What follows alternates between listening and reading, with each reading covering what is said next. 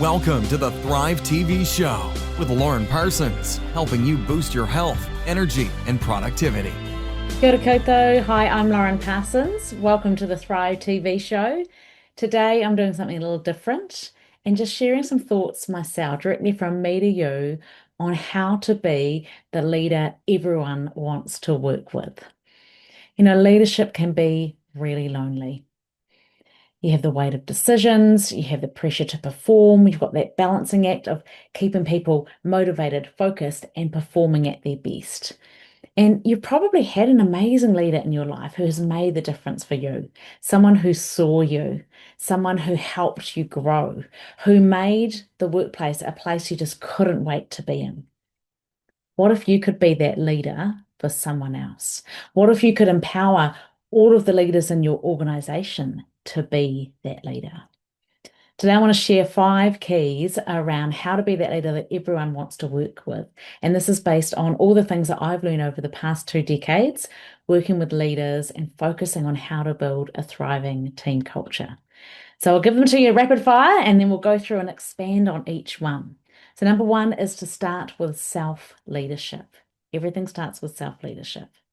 Number 2 is to be able to build trust and psychological safety. 3 is to lead with vision, not just metrics.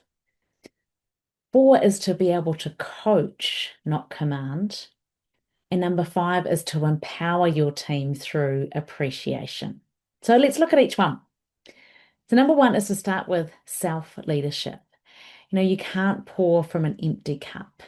How you think, how you move, how you eat, how you breathe, they all impact on how you feel and how you lead. And I think that the foundation of all leadership is fantastic personal well-being. When you're energized, when you're clear-headed, when you are resilient, then you can be at your best and you can lift others around you. So this is why I teach leaders how to embody what I call my 5 live well principles. You may be familiar with them already. To uplift your thoughts, to nourish your body, to invigorate your life, to strengthen your body and mind, and also to restore, to keep everything in balance. They're what I talk about in the first half of my book, Thriving Leaders, Thriving Teams. So the first half is all about these 5 live well principles. And in the second half, we look at my leadership model, which I'll be dipping in and out of and relating to that today. I can remember once I worked with a senior leader, let's call her Sarah, and she was really concerned that her team weren't dealing well with stress at work. She wanted them to have better energy. She wanted them to have better balance. What I really quickly discovered was that Sarah wasn't actually demonstrating a lot of balance herself. She was running on empty. She was staying up late. She was constantly trying to multitask. She felt overwhelmed. She was skipping meals. She would just work through her lunch break at her desk. And all of this meant that she had really low energy. She found it hard to be optimistic. She felt flat and frazzled, and her team actually started mirroring her fatigue. When she implemented just 2 key changes, she started to do walking meetings with her direct reports, and she started having a proper lunch break, getting away from her desk, and everything changed. Her team said that she seemed a lot more present. And they felt that watching her do those things gave them permission to take care of themselves as well. You see, we often underestimate the power of what we are modeling. Your team don't want to just follow what you are telling them to do. They want to see a great example to follow. See, it's the unwritten rules, the way you show up day to day that really matters. So all leadership begins with self-leadership. Just reflect on that for a moment. What do you want to be known for? What are the habits you want to embody, not just for yourself, but so that they create a positive ripple for everyone around you? What do you want to give others permission to do that's going to boost their well-being and their performance? Number 2 is all about building trust. Imagine working with a leader that you have deep trust, deep respect for, that you feel comfortable around. People need a high trust environment. They need a psychological safety environment. An amazing study by Google called the Aristotle Project discovered that the number 1 key to high performing teams is having high psychological safety. So, what builds it? Well, when leaders can cultivate a high trust environment. See, great leaders build great trust, both of themselves and they build trust between team members. Psychological safety is just so important because people need to feel challenged but not threatened. That's when they can do their best work. When we feel challenged but not threatened. And it is the leader's job to foster a culture where people feel safe. So psychological safety isn't about being soft, it's about being real. When people feel safe at work, they innovate more, they engage more, they stick with you for longer. They bring fresh ideas, they try new things, they own their mistakes, okay, rather than trying to cover them up, which is very unhelpful. So here are three simple ways to help you build psychological safety. One is to listen without interrupting. Great leaders are fantastic listeners. Be the leader who people feel they can come to with anything. Be the person who is the best listener in the room. Second way to build psychological safety is to actually admit your mistakes. Own them. Speak up. Apologize if you need to. Be the leader that people know will follow through and will be real. Be the leader who, when they make a mistake, you don't just slam them for immediately. You invite them to reflect on what can they learn from this. That's really key. And the third way that you can build psychological safety, a really practical thing, is whenever you have a team meeting of any sort, start with some sort of check-in. It could be on a scale of 1 to 10, how's your energy today? Let's go around the room and just check in. It could be a different question each meeting, something like, what's something you loved doing as a kid? What is one thing you're grateful for right now? What helps you have a great day at work? Where's the most beautiful place you've ever been? These sorts of questions, they invite reflection, they encourage sharing, and they build connection and build trust amongst your team. So trust is key. Number 3 is to lead with vision, not just metrics. Now, yes, numbers are great, but your purpose matters more, especially now, especially where more and more team members want to work for a company that has a clear vision that they believe in, that they feel a part of, that they feel motivated and empowered to be a key part of. So people want to know why their work matters. And the most inspiring leaders out there, they don't just chase numbers and targets, they paint a compelling picture of the future.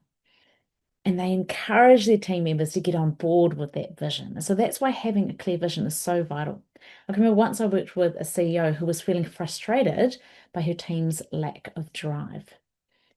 And when I asked the team what the company vision was, most of them didn't really have an idea. Very few could even name any of the words in the vision. So with the CEO, we worked on some strategies to bring that company vision to life.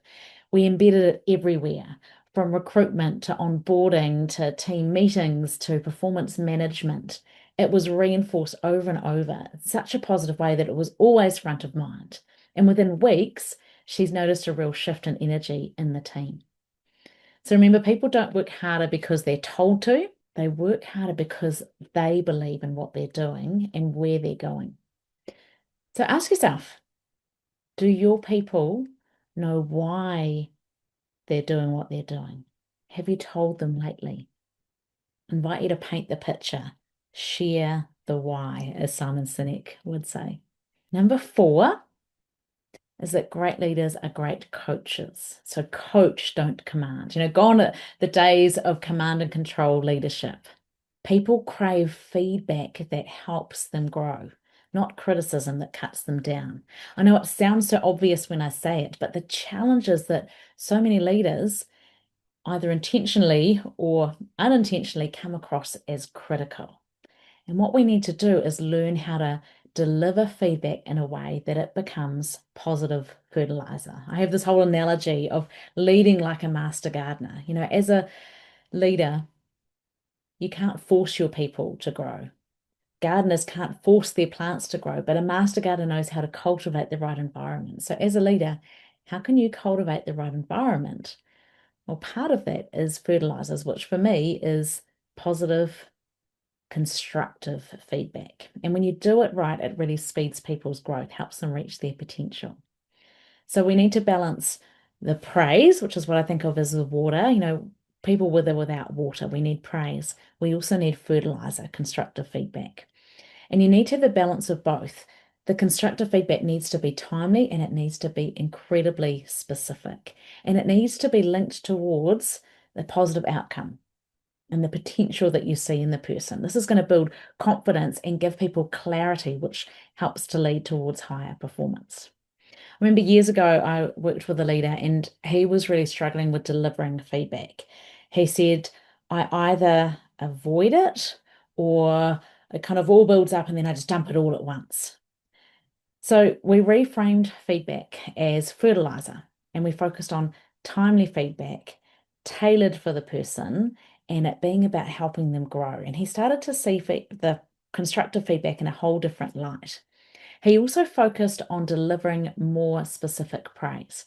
He focused on catching his people doing things well and told them, and each time he did that, it created a deposit in their relational bank. Okay, so he built up all this credit with his team members, which meant he actually felt more comfortable when he needed to address issues.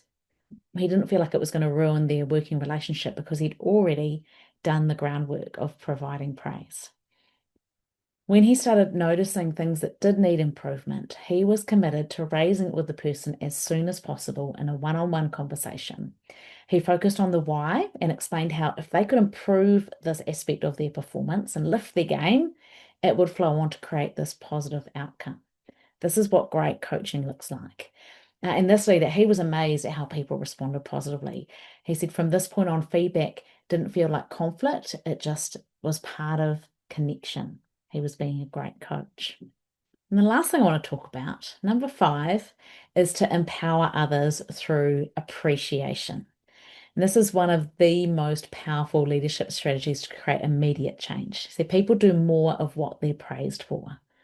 People thrive when they feel seen and valued. If you think about the gardening analogy again, appreciation, it's the water that people need to help them actually thrive and survive. So simple gestures, a small thank you note, a shout out in a meeting, asking someone how they like to receive praise, these are all key. And in fact, the most important thing is to know how your team members like to receive praise. For some, it's public praise. For others, it's a quiet note or spontaneous coffee. Some people actually really appreciate quality time. Some, it's acts of service. For other people, it's words of affirmation. For others, it's gifts. So understand what is your staff members' language of appreciation. The thing is that we naturally give out praise and feedback in our own style, but what you need to do is actually navigate and personalize appreciation for the person receiving it so that it lands with them. So one thing that I have created, and it's just one of the downloadable resources in my book, Thriving Leaders, Thriving Teams, it's a getting to know you questionnaire. And essentially it's something you use with new staff members when they come on board and you keep it on their personnel file. And it asks them to share with you what's your favorite music, what's your favorite cafe, what's your favorite restaurant, what's your favorite charity? Do you like public praise? Do you like surprises? Do you appreciate gifts?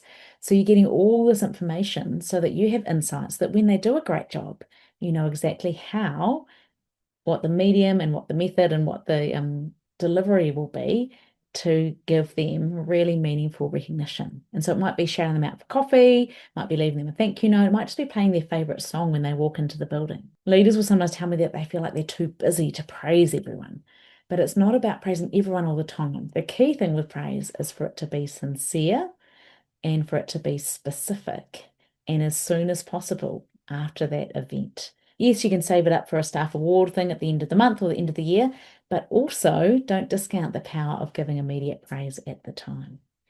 And don't underestimate the positive ripple that comes on when you can thank and praise your team and make them feel valued.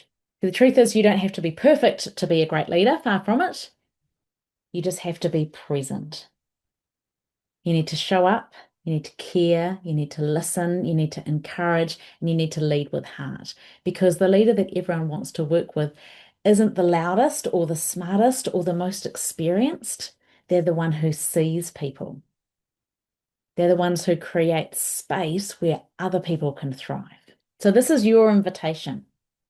I invite you to reflect on what is one habit that you could shift this week to be that kind of leader. Is it something about your self-leadership? Is it something about sharing your vision more clearly to inspire others? Is it something about being able to give effective, constructive praise? Is it about building trust and connection? Is it about appreciating your team members and learning how they want to be appreciated? So I'll leave that with you to reflect on.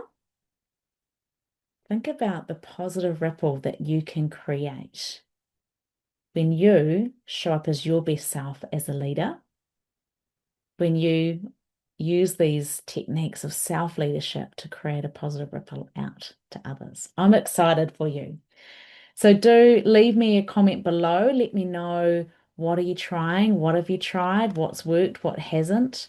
Feel free to ask any questions as well. I always love hearing from people. That's been another episode of the Thrive TV show. Go out and thrive. Thank you for listening to the Thrive TV Show with Lauren Parsons. Visit thrivetvshow.com to access the show notes and discover our fantastic bonus content. And be sure to subscribe so you don't miss the next inspiring episode.